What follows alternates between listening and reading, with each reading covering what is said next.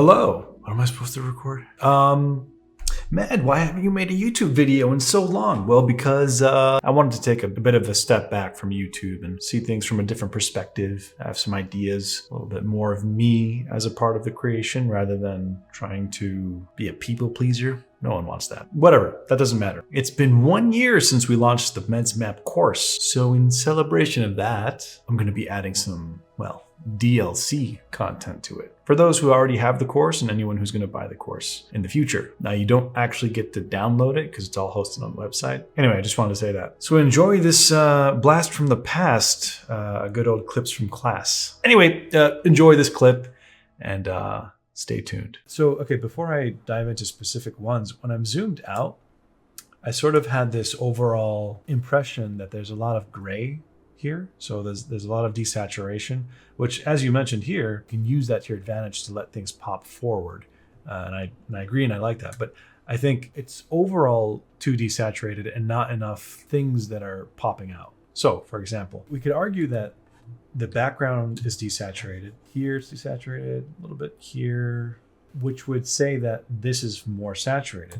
But for me, what I'd want to see is a stronger saturation in points, much like how we painted the apple, to have a stronger statement. So I'm going to take this color and go a little bit darker and a little bit more saturated and like let it just pop against the other colors. So you'll end up with something like this. That's too much there. You know, let's turn it off. We zoom out, the information is there, it looks good. But if you push it with something like that, it really kind of has more of a powerful statement in terms of a painting. So then you can kind of blend it all together and maybe bring back a little bit of what you had, because I think I might have gone too far, and then lower the opacity a bit if you want. Same thing here. It's like if you were to go around and select stuff, notice where it is on here. It's like in the bottom half towards the gray side, or in the middle, but a lot of it is happening in this bottom left quadrant. And it's happening in the face area, which you could use to your advantage. In fact, for the darks, that's fine. But as we select these highlight values, they're also on the left side of the hue cube. I might even keep the shadows as desaturated as that. But as I go to this, I want this to have saturation. So I'm going to go ahead and put it like this. Same thing with that. I'm going to push it to the right side. And notice the difference it makes immediately. Same thing here. I'm going to add saturation.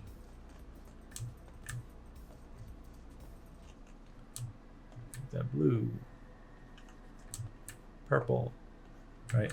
And now when you zoom out, those areas really pop. Now, granted, the way I'm doing it here makes him look like a clown. If you tone it down a little bit, but making sure these areas don't stay on this left side, even if it's a subtle change, it'll have, I'd say, a more interesting effect. The dangerous part here is the balance between where the saturation is. I think it's fine to have it in the shadows for the desaturation, but you want to be selective with it. Also, if this is orange here in the shadows, it would still be orange, but shifted in value, maybe something like that, and bring back a little bit of what you had. Make sure you refer back to the cubes assignment for stuff like this.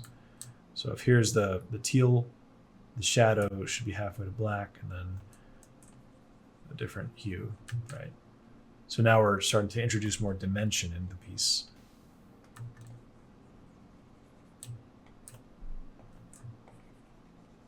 Is this like a kind of tribal face mask or something? It was just something weird, something Cool, that's fine. different. Yeah, so would you say I see artwork with sort of reddish oranges faces, but then they have a blue shadow sort of like under the nose and in the neck, something like just not in the same hue family.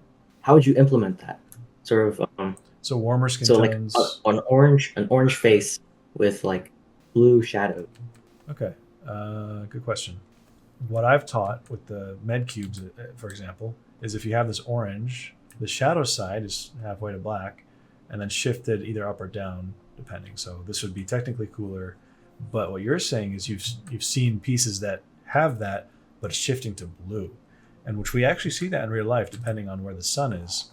And so what I would do is go halfway to black from the local color and just jumped to blue, and then probably make it a little bit brighter with more saturation, and then you end up with something like this. And you can blend it in, make it darker in certain areas. So there's so many different lighting scenarios and ambient occlusion and ambient light, like this blue here. You could even add even more bounce light blue, like that,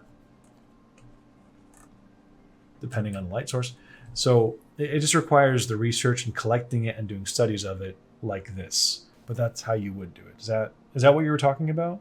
Yeah. It's good. Yeah, cool. Make sure you get the values right, then change the color. Yeah, so again, it's like we have this really nice range of colors as a desaturated range here, as well as there, here as well. And those are the shadow shapes. I think, again, I would decide to make it more saturated and full in the non-shadow areas as an experiment, at least, and see what happens.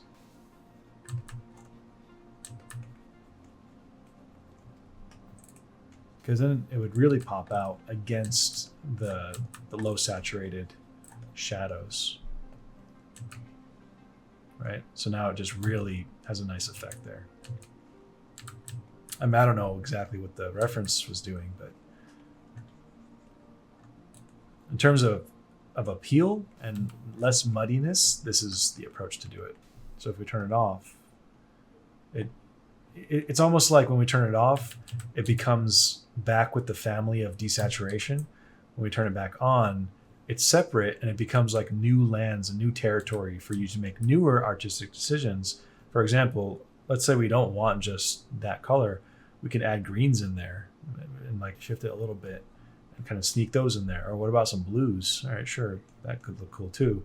What about some deeper reds? Yeah, why not? And then you take those and just start blending them in, and they're barely even perceptible because when you zoom out, it just mixes with everything else. So there's so many ways to do it, but that's what I personally would do. Oh, that's good to hear. Yeah. So